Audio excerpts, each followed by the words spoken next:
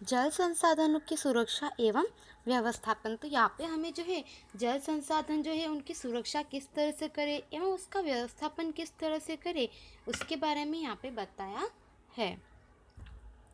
हम सब जानते हैं कि उपलब्ध जल मर्यादित है, इसका वितरण भी असमान है, साथ में प्रदूषित जल की समस्या है। इसलिए विवेकपूर्ण उपयोग तथा पर्याप्त जल की प्राप्यता के लिए उपाय करने की आवश्यकता है।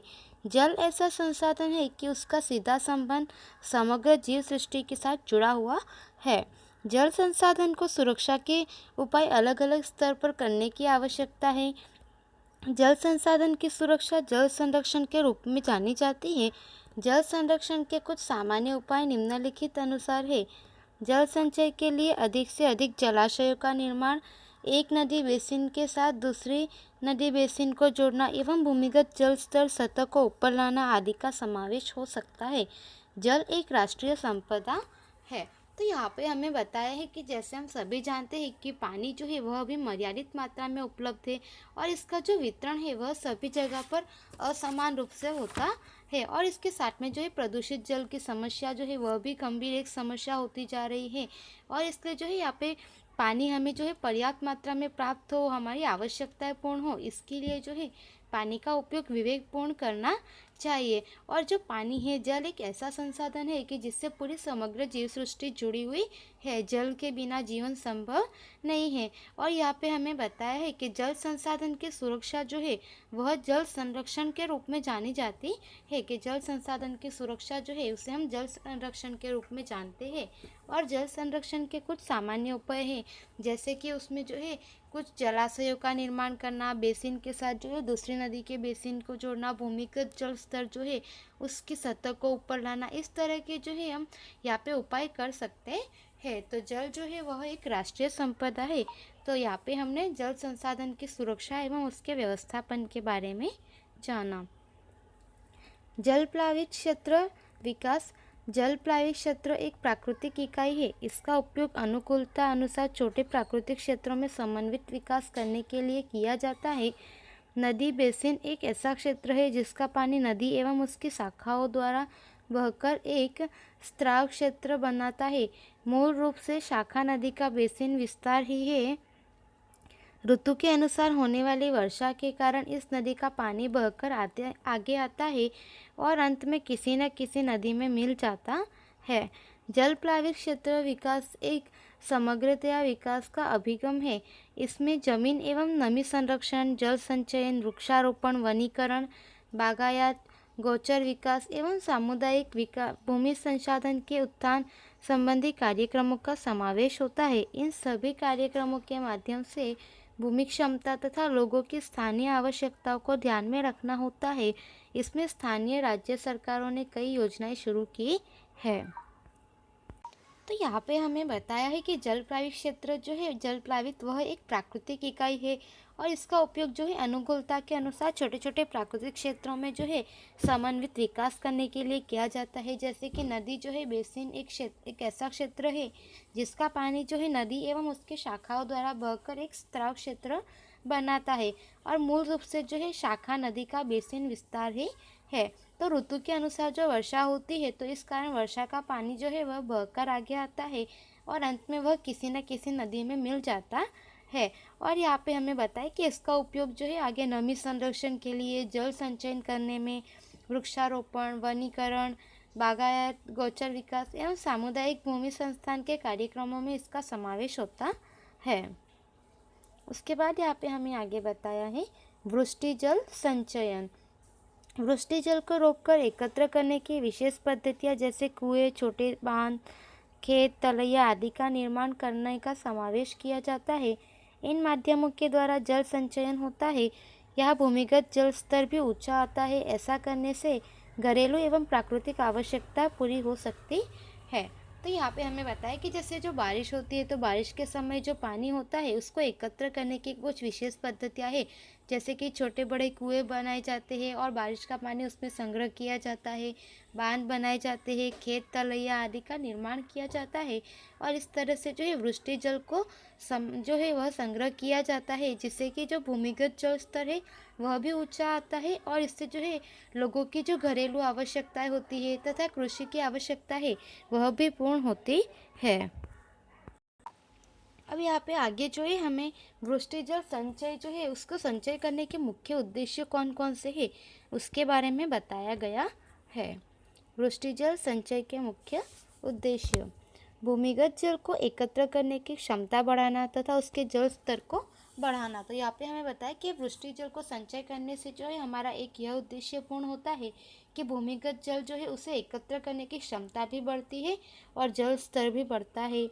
जल प्रदूषण जो है पानी का प्रदूषण कम होता है और भूमि जल की गुणवत्ता जो है वह भी सुधरती है। पानी जो है उसकी गुणवत्ता में सुधार आता है। स्थल मार्गों को जल भराव से बचाना, सतत से बह जाने वाली जल राशि की घटना, गर्मी एवं लंबे शुष्क समय में पानी से घरेलू आवश्यकता पूर्ण करना, पानी की बढ़ती मांग को पूर्ण करना, बड़े शहरों में बहुमंजिले आवासों के बीच वर्षा के पानी का संग्रह हो, इसलिए भूमिगत टंकियां तथा वर्षा जल जमीन में उतरे ऐसी व्यवस्था करना। तो यहाँ पे हमें यह सभी जो है वृष्टि जल को संचय करने के मुख्य उद्देश्य बताए हैं कि जिससे जो है जैसे जो यहाँ पे रास्तों में वगैरह पानी का संग्रह होता है उसको बचाना। उसके बाद जो है सतह से बह जाने वाला जो पानी है उसकी जल राशि जो है कि जितना पानी बह जाता है उसको कम करना। गर्मी एवं लंबे शुष्क समय में जो है पानी से जो घरेलू आवश्यकता है लोगों की वो घरेलू आवश्यकताओं को पूर्ण करना। पानी की जो लोगों की मांग बढ़ रही है उस मांग को पूर्ण करने के लिए हमें वृष्टि जल संचय करना चाहिए। और यहाँ पे भूमिगत टंकियाँ अथवा वर्षा जो है वह जल जमीन में उतरे ऐसी व्यवस्था जो है करनी चाहिए। उसके बाद यहाँ पे बताया है जानने योग्य: गांव का पानी गांव में, खेत का पानी खेत में, वर्षा जल का संग्रह करके बेड़ज गांव में पानी की समस्या हल की है। तो यहाँ पे हमें आगे बताया है कि पानी की कीमत समझकर उसका जतन करने की समझ अरवली जिले के पिछड़े गांव बेड़ज के ग्रामजनों ने बनाई है। लगभग 2.25 करोड़ लीटर यानी कि 2 लाख घन मीटर वर्षा जल रोककर संग्रह कर क्षेत्र को हरित बना दिया है और गांव के लोगों का ही एक संगठन बनाकर गांव एवं उस क्षेत्र की प्राथमिक समस्या पानी की समस्या का निराकरण करने का लक्ष्य बनाया एवं उन्हें साथ मिला सामाजिक संस्था का। उस संस्था के सहयोग से बेड़ज के ग्रामजनों को जागरूक किया एवं गांव का पानी गांव में एवं खेत का पानी खेत में से बाहर न जाने देने के लिए एक संकल्पबद्ध हुए। लगभग 7 बीघा क्षेत्र में फैले तालाब को सिर्फ 3 महीने में 20 से 22 फुट गहरा किया एवं सामाजिक संस्था द्वारा मिले आर्थिक सहयोग से सिर्फ बेड़ज क्षेत्र में 10 चेक डैम, 11 खेत तलैया, 25 हेक्टेयर में ड्रिप, 10 हेक्टेयर में पाइपलाइन, गहरी जुताई मेड़ बनाकर लगभग 2 लाख घन मीटर वर्षा जल को रोककर संग्रह कर पथरीली एवं सूखी जमीन को हरित बनाकर दूसरों को राह बताई है। इससे बेड़ज में 154 बीघा जमीन को सिंचाई की नई सुविधा मिली है। मात्र एक वर्ष में 12.5% जो है दूध बढ़ा है। कुओं में 20% पानी बढ़ा है, जिससे जो है कृषि उपज का उत्पादन बढ़ा है। आज मेघराज में पानी की तंगी में भी बेड़ज की 136 बीघा जमीन में जायद जो फसल लहरा रही है। तो यहाँ पे हमें एक एग्जाम्पल की तरह बताया है कि यहाँ पे अरवली जिले के एक जो पिछड़ा गांव है बेड़ज, वहाँ पे जो है सभी गांव के लोगों ने मिलकर पानी जो है उसको गांव से बाहर न जाने देने के लिए एवं खेत में ही रहे पानी, इस तरह से जो है उन्होंने यहाँ पे कार्य किए सभी लोगों ने एक साथ मिलकर। और उसमें जो है उन्हें एक संस्था का भी जो है सहयोग प्राप्त हुआ, जिसकी वजह से जो है यहाँ पे इन लोगों ने सभी ने मिलकर इस पानी को जो है गांव से बाहर न जाने देने के लिए तथा खेत का पानी खेत में ही रहे, इस तरह से जो है कुछ कुएं तालाब वगैरह बनवाए और यहाँ पे जो है उन्होंने अलग प्रकार से यहाँ पे सुविधाएं वगैरह की। अब आगे यहाँ पे हमें बताया है जल व्यवस्था के लिए निम्नलिखित मुद्दे ध्यान में रखने चाहिए। बाग बगीचे, वाहन, शौचालय तथा वॉश बेसिन में उपयोग लिए जाने वाले पानी का मितव्ययितापूर्वक उपयोग करना चाहिए। लोक जागृति उत्पन्न कर तथा जल संरक्षण एवं उसके कुशल व्यवस्थापन से संबंधित प्रवृत्तियों में लोक सहयोग बढ़ाना चाहिए। उपयोग में लिए गए पानी को जितना संभव हो उतना पुनः उपयोग हो ऐसे प्रयत्न करना। जलाशयों को प्रदूषण से बचाना। जल स्त्राव के सभी इकाइयों में कुएं, ट्यूबवेल, खेत तलैया आदि का उपयोग बढ़ाना। भूमिगत जल का उपयोग करने वाली इकाइयों पर ध्यान रखना। जल संचय स्थानों की दुर्दशा तथा जल प्रदूषण को रोकने के लिए पानी की पाइपों का तुरंत रिपेयरिंग काम करना। तो यहाँ पे हमें बताया है कि जल व्यवस्था के लिए जो है कौन कौन से मुद्दे हमें ध्यान में रखने चाहिए, जिसमें बताया है कि जो बाग बगीचे या फिर वाहन, शौचालय तथा वॉश बेसिन में वगैरह जो पानी उपयोग करते हैं उनका उपयोग जो है जितनी आवश्यकता हो उतना ही मितव्ययितापूर्वक करना चाहिए। और लोगों में जो है यहाँ पे जागृति लानी चाहिए कि जो पानी का जितना उपयोग हो उतना ही करें, अधिक मात्रा में जो है पानी का अपव्यय न करें। और इसके बाद में यहाँ पे हमें बताया है कि जितना संभव हो उतना पानी का फिर से उपयोग करना चाहिए और जलाशयों जो है उनको प्रदूषण से बचाना चाहिए। जल स्त्राव की सभी इकाइयाँ जैसे कि कुएं, ट्यूबवेल वगैरह जो है इनका उपयोग भी बढ़ाना चाहिए, जिससे कि हम वृष्टि जल को संग्रह कर सकें और बाद में उपयोग में ले सकें। तो भूमिगत जल का जो है उपयोग करने वाली इकाइयों पर ध्यान रखना चाहिए कि कौन सी इकाइयाँ जो है भूमिगत जल का उपयोग कर रहे हैं।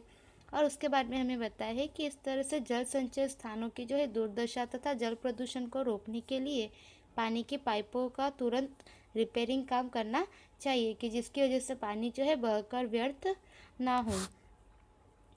प्रत्येक क्षेत्र के लिए एक समान उपाय नहीं किए जा सकते। किसी विशेष क्षेत्र में जल संसाधनों का विकास एवं व्यवस्थापन के लिए संबंधित स्थानीय लोगों को सहकार लेकर उन्हें जोड़ना चाहिए। तो यहाँ पे हमें बताया कि सभी जगह पर जो है एक ही प्रकार की व्यवस्था नहीं की जाती, सभी जगह पे जो है अलग अलग प्रकार की व्यवस्था की जाती है।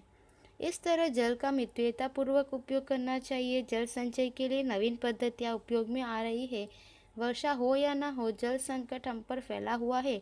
खेत हो या पनिहारी, हमें पानी की बूंद बूंद बचाने की आवश्यकता है। जल ही जीवन है। तो यहाँ पे हमें बताया है कि जो पानी है वो पानी का उपयोग हमें मितव्ययितापूर्वक करना चाहिए, जितनी आवश्यकता हो उतनी मात्रा में ही करना चाहिए, अधिक मात्रा में पानी का अपव्यय नहीं करना चाहिए। और यह जो पानी का उपयोग हो रहा है यह हम सभी के लिए जो है एक संकट की तरह बना हुआ है। इसीलिए वर्षा हो या ना हो, पानी का उपयोग जो है जितनी आवश्यकता हो उतना ही करना चाहिए। तो जल ही जीवन है।